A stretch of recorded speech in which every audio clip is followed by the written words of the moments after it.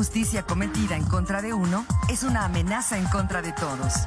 Justicia y perspectiva con Isabel Herrera.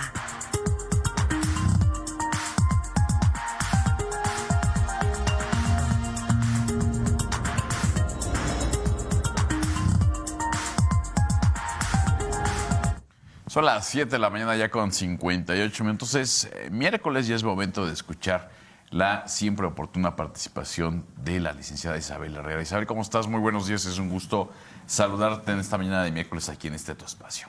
Muy buenos días, Marco, Alfredo. Muy contenta de estar otro miércoles desde acá, desde mi alma mater. Un saludo a todas las personas que nos están mirando y escuchando y a todas aquellas personas que hacen posible que nuestra imagen y nuestra voz lleguen a todos los hogares queretanos.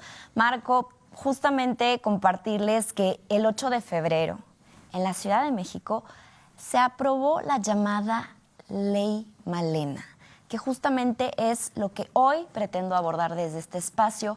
Y es que también la semana pasada celebramos el 14 de febrero y por ahí leí una frase que tocó mis fibras más sensibles, que justamente refería pues que se le mandaba un saludo al cielo a todas aquellas mujeres asesinadas por los hombres que decían amarlas. Y me quedo pensando justamente, haciendo relación de estos dos temas, ¿no? Cómo a veces la persona en la que confías, el objeto de tu afecto, pues puede llegar no solo a lastimarte emocionalmente, físicamente, sino también a arrebatarte la vida. Y entonces sucede esto el 8 de febrero de la Ley Malena. Y les voy a poner un poquito en contexto. En el 2019, allá en Oaxaca, la saxofonista María Elena Ríos Ortiz es atacada en su domicilio con ácido que se le lanza en su rostro y en su cuerpo. Y bueno, infortunadamente su autor intelectual pues ha conseguido a la fecha, porque se atravesó la pandemia, 10 amparos para su defensa. Es un hombre con contactos y recursos que a la fecha ha burlado a las autoridades porque eran 5 personas quienes la agredieron, quienes se vieron involucradas. Una ya murió en prisión, 2 están privadas de su libertad. El hijo del agresor, que fue su pareja, sigue prófugo. El que fue su pareja, que es su agresor, pues ya estuvo ahora sí que privado de su libertad, pero pues terminó en el hospital y después en arresto domiciliario. Y entonces habla de la impunidad que hoy, 2024, las mujeres que son agredidas en razón de género por sus parejas, pues siguen lastimosamente padeciendo. Y entonces, ¿a qué me refiero con la Ley Malena? Pues se trata justamente de esta violencia ácida. Y es que, como lo decía, estos ataques son con sustancias químicas que hoy, gracias a esta aprobación, serán castigados con penas entre 8 y 12 años de cárcel y multas que van desde los 33,000 a los 76,000 pesos. Afortunadamente, por ejemplo, en nuestro estado, allá a finales de noviembre del 2023, la diputada Dulce Ventura, junto con estudiantes de esta casa universitaria, presentaron esta propuesta legislativa en oficialía de partes, justamente para atender el tema de violencia ácida, porque referirles también que aquí en Querétaro, en el 2020, una mujer fue atacada con ácido y se volvió mediático, era pandemia, 2020, fue atacada con ácido durante un robo. Y fue trascendente que tardaron más de 12 horas en atenderla médicamente, ¿no? Y entonces son situaciones que pasan. Leía una cifra que compartían que abunda en que van 760 ataques de ácido hacia mujeres y 28 víctimas han sobrevivido, pero justamente referir que esta Ley Malena se llama así por la saxofonista María Elena Ríos Ortiz, quien con su lucha se ha sumado con otras víctimas de ataques de ácido, y justamente estos ataques de ácidos se dirigen a sustancias corrosivas cuando se cause daño en el rostro de la víctima u órganos reproductivos, y también aquí algo súper importante es si la persona agredida es niño o niña y será considerado algo súper importante, un delito independiente. Esta ley implica una serie de reformas no solo a la Ley General de Acceso de las Mujeres a una vida libre de violencia, sino también al Código Penal de la Ciudad de México y a la Ley de Salud. Ahorita voy a abordar por qué. Porque, por ejemplo, aquí en Querétaro, esta propuesta que presenta Dulce Ventura va enfocada a reformar el artículo 130 bis y ter del Código Penal del Estado de Querétaro, donde justamente se aborda pues cómo se tiene que brindar la atención a las mujeres que son víctimas de violencia ácida, que se tiene que tipificar este delito como independiente y como un feminicidio en grado de tentativa. Aquí lo vuelvo a decir. Se tipifica en el Código Penal como feminicidio en grado de tentativa, y algo súper importante es que esta ley Malena que se aprobó en días pasados incluye también a las personas de la comunidad trans, a personas con discapacidad, a adultas mayores, a las infancias. ¿Y qué pretende también esta ley? Pues que se cree, que se diseñe este registro de agresiones por violencia ácida. Y algo súper importante de esta ley es que busca garantizar la reparación del daño a través del Estado hacia la víctima.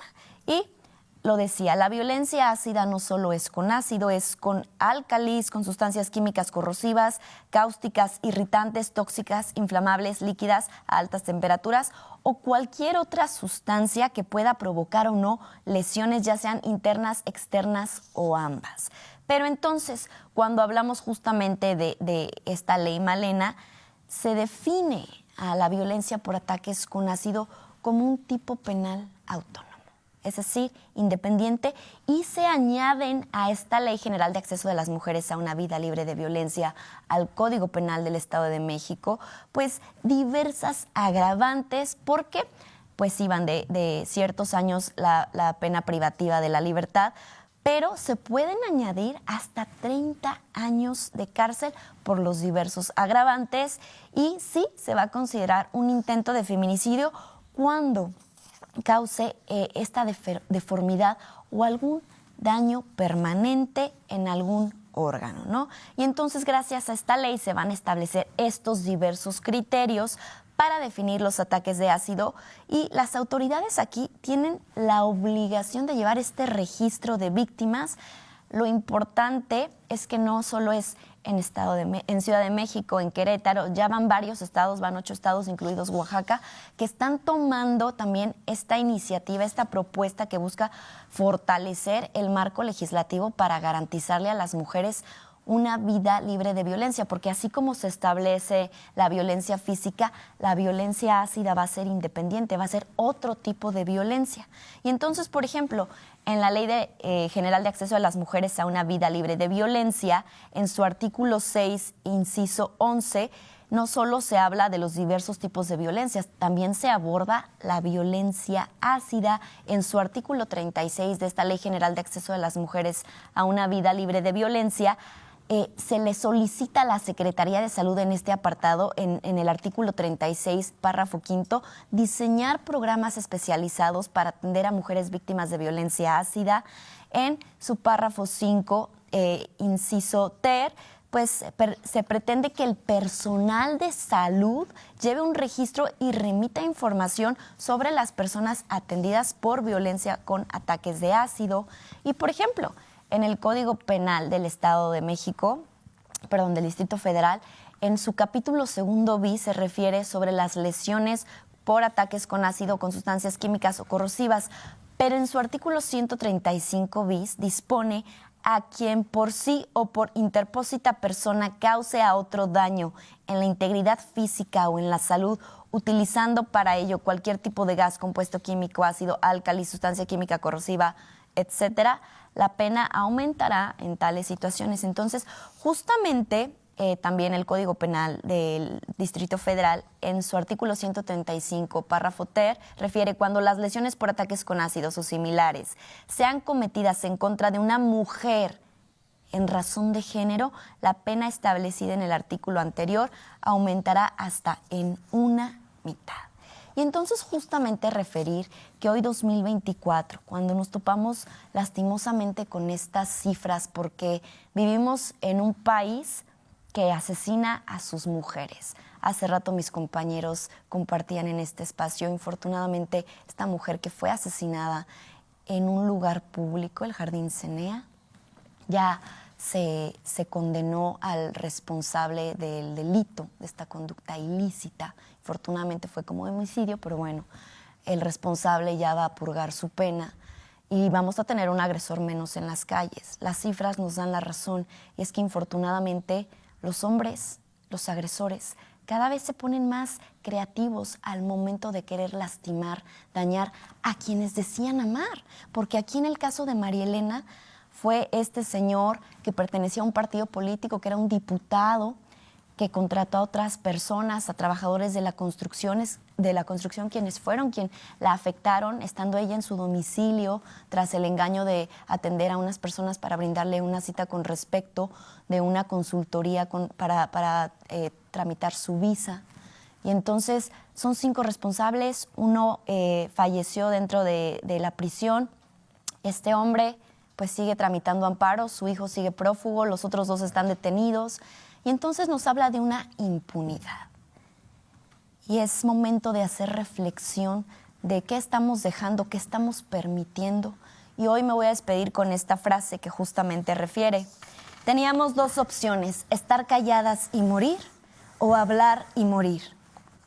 Decidimos hablar. Con eso me despido hoy, Marco. Como siempre, muy atentos a tus comentarios, Isabel. Muchas gracias. Nos vemos la próxima semana. Claro que sí, Marco. Gracias a ti. Hasta Vamos entonces. a una pausa y regresamos con más.